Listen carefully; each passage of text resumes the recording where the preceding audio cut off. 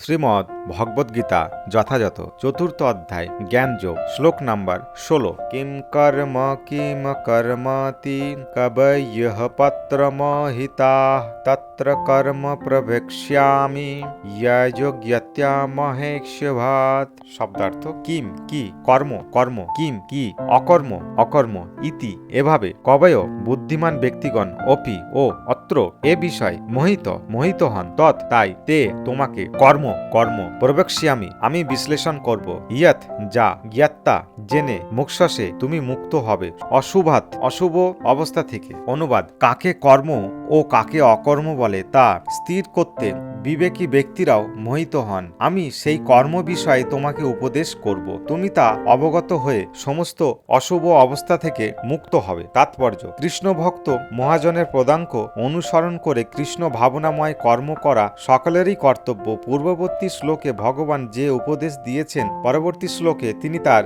ব্যাখ্যা করতে বলেছেন কেন স্বাধীনভাবে ভগবানের সেবা করা উচিত নয়। এই অধ্যায়ে প্রথমেই বর্ণনা করা হয়েছে পরম্পরার ধারায় ভগবত তত্ত্বজ্ঞান লাভ করেছেন এমন কোন মহাপুরুষকে গুরুরূপে বরণ করতে হবে। ভগবান নিজেই ভগবত তত্ত্বজ্ঞান সর্বপ্রথমে সূর্যদেব বিভীষণকে দান করেন। সেই তত্ত্বজ্ঞান বিভীষণ তার পুত্র মনুকে দান করেন, মনু তার পুত্র ইক্ষ্বাকুকে দান করেন। এভাবেই সৃষ্টির আদি থেকে এই তত্ত্বজ্ঞান প্রভাবিত হয়ে আসছে। তাই গুরু শিষ্য পরম্পরায় পূর্বতন যে সমস্ত মহান আচার্যরা রয়েছেন তাদের পদাঙ্ক অনুসরণ করেই এই জ্ঞান আহরণ করতে হবে। মানুষ যত বুদ্ধিমানেই হোক না কেন, গুরু পরম্পরার ধারায় এই জ্ঞান আহরণ না করলে সে কখনোই কৃষ্ণ ভাবনাময় তত্ত্বকে প্রামাণ্যরূপে উপলব্ধি করতে পারে না। সেই জন্যে ভগবান নিজে অর্জুনকে এই তত্ত্বজ্ঞান সরাসরি দান করতে মনস্থর করলেন। অর্জুনের পদাঙ্ক অনুসরণ করে যদি কেউ ভগবানের দেওয়া এই তত্ত্বজ্ঞান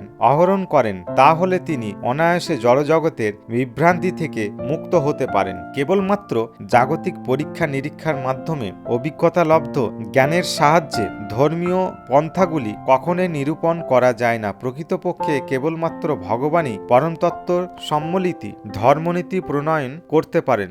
ধর্ম তু সাক্ষাৎ ভগবত প্রণীতম। শ্রীমদ্ ভগবতের ষষ্ঠ স্কন্দের তৃতীয় অধ্যায়ের 19 নম্বর শ্লোকে এই কথাটি বলা হয়েছে। জল্পনা কল্পনার মাধ্যমে একটি মনগড়া ধর্ম তৈরি করলে তাকে ধর্ম বলে গ্রহণ করা যায় না। ব্রহ্মা, শিব, নারদ মুনি, কুমার, কপিল, প্রহ্লাদ, ভীষ্ম, সুখদেব গোস্বামী, যমরাজ, জনক, বলি মহারাজ আদি মহাজনদের পদাঙ্ক অনুসরণ করে আমাদের ধর্মের প্রকৃত তত্ত্বজ্ঞান লাভ করতে হয় এবং তা অনুশীলন করতে হয়। কল্পনা ও অনুমানের ভিত্তিতে আমরা আত্ম উপলব্ধির পন্থা প্রতিপাদন করতে পারি না। তাই ভগবান এই অহেতুকী কৃপার বশবর্তী হয়ে সরাসরি অর্জুনকে সেই জ্ঞানের মাধ্যমে তিনি আমাদের বুঝিয়ে দিয়েছেন যে শুধুমাত্র কৃষ্ণ ভাবনা অনুশীলনের মাধ্যমেই আমরা এই জড়জগতের বন্ধন থেকে মুক্ত হতে পারি।